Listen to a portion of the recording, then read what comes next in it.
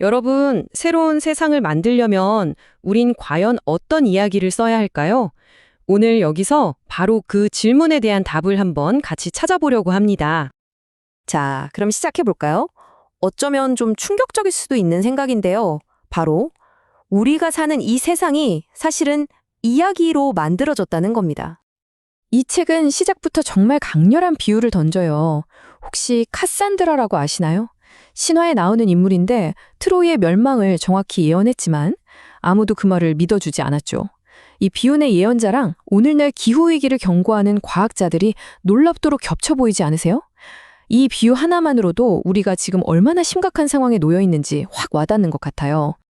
여기서 아주 중요한 개념이 등장하는데 바로 내러티브입니다.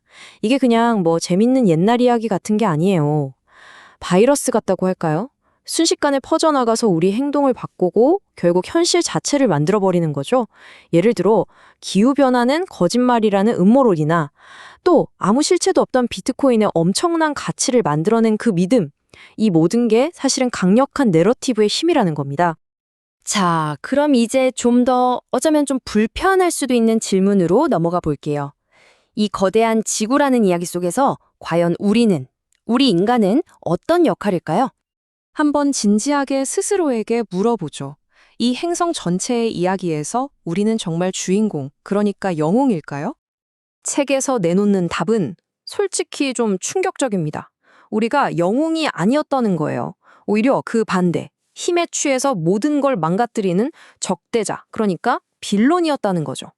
한번 상상해 보세요. 인간이 아닌 다른 생명체들이 우리를 본다면 우리는 아마 영화 속 타노스나 도시를 뒤덮는 좀비 떼처럼 보이지 않을까요? 와, 정말 등골이 오싹해지는 통찰입니다. 자, 그런데 여기서 좌절하고 끝날 게 아닙니다. 진짜 중요한 건 바로 이거예요. 만약 우리를 이 지경까지 몰고 온 게 잘못된 이야기였다면 반대로 생각해서 우리를 구해줄 건 역시 새롭고 더 나은 이야기가 될 수 있다는 희망이죠. 이게 그냥 막연한 희망이 아니에요. 역사를 보면 알 수 있거든요. 예전에는 명예의 상징이었던 결투나 한때는 경제의 필수 요소라고 여겼던 노예제를 생각해 보세요. 지금은 누구도 그걸 옹호하지 않잖아요. 부끄러운 과거가 됐죠. 자, 그럼 바로 이 질문을 던져봐야 합니다. 지금 우리가 너무나 당연하게 생각하는 패스트 패션 혹은 이 대량 육류 소비, 과연 미래 세대는 이걸 어떻게 평가할까요? 아주 좋은 현대의 성공 사례도 있어요. 바로 뉴질랜드인데요. 코로나가 터졌을 때 우리는 500만 명의 한 팀이다 라는 아주 단순하고 강력한 이야기를 만들어냈어요. 이 내러티브 하나가 나라 전체를 하나로 똘똘 뭉치게 해서 바이러스라는 공동의 적에 맞서 싸우게 만든 거죠. 이야기가 가진 힘이 바로 이런 겁니다. 좋아요. 그럼 이제 이론적인 이야기에서 벗어나서 좀 더 실용적인 부분으로 넘어가 볼게요.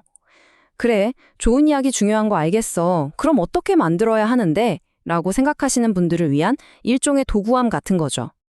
분명히 메시지는 좋은데 왜 자꾸 실패할까요? 우리가 흔히 빠지는 함정들이 몇 가지 있어요. 첫째, 우리끼리만 아는 전문 용어를 막 써요. 대중한테는 그게 그냥 외국어처럼 들리는데 말이죠. 둘째, 내 말이 맞으니까 당연히 다들 알아들을 거야 라는 착각에 빠져요. 하지만 진짜 변화는요, 멋진 광고 캠페인에서 오는 게 아닙니다. 듣는 사람들이 그 이야기를 이거 내 이야기구나 라고 받아들일 때, 즉 내면화될 때 비로소 시작되는 거죠. 그래서 우리에게 필요한 게 바로 번역 작업입니다. 어렵고 딱딱한 개념을 누구나 가슴으로 이해할 수 있는 이야기로 바꿔주는 거죠. 방법은 딱 두 단계예요. 첫째, 내가 진짜 하고 싶은 핵심 메시지가 뭔지 깊이 파고든다. 둘째, 그걸 누구나 공감할 수 있는 보편적이고 인간적인 언어로 다시 포장한다. 아주 간단하죠? 이 예시를 보면 그 차이가 확 느껴지실 거예요. 부처님 안 믿으면 지옥 간다. 이건 듣는 사람을 겁주거나 가르는 말이죠. 하지만 이걸 우리 서로의 마음을 이해해봐요 라고 번역하면 어떨까요? 누구나 고개를 끄덕이게 되죠. 또 기후위기는 인류세의 실존적 위협이다. 너무 어렵잖아요. 이걸 우리 아이들의 미래를 지켜줍시다 라고 바꾸는 거예요. 메시지의 핵심은 그대로인데 훨씬 더 마음에 와닿고 행동하고 싶게 만들지 않나요? 자, 이제 이 모든 이야기가 결국 여러분 한 사람, 한 사람에게로 돌아옵니다. 이 모든 개념들은 결국 당신은 이제 어떤 이야기를 선택하시겠습니까? 라는 질문으로 이어지는 거죠. 책이 마지막으로 던지는 메시지는 정말 단호해요. 나중에 더 큰 일 터지면 그때 가서 뭐라도 하겠지라고 생각하지 말라는 겁니다. 방아쇠가 당겨지길 기다리지 말고 당신의 여정을 바로 오늘, 지금, 이 순간 시작하라는 강력한 외침이죠. 결국 우리의 선택은 영화 매트릭스에서 네오가 마주했던 그 선택과 똑같습니다. 파란 약을 먹고 이 낡고 파괴적인 이야기 속에서 계속 안주하며 잠들어 있을 것인가? 아니면 빨간 약을 먹고 좀 불편하더라도 진실을 마주하고 깨어나서 새로운 이야기를 직접 써내려 갈 것인가? 선택은 오로지 우리의 몫입니다. 다시 우리가 맨 처음 시작했던 질문으로 돌아왔습니다. 새로운 세상을 만들기 위해 우리는 어떤 이야기를 써내려가야 할까? 하지만 이제 이 질문이 처음과는 다르게 들리실 겁니다. 훨씬 더 무겁고 훨씬 더 구체적으로 말이죠. 그 새로운 세상의 이야기는 다른 누구도 아닌 바로 여러분의 선택에서 시작됩니다.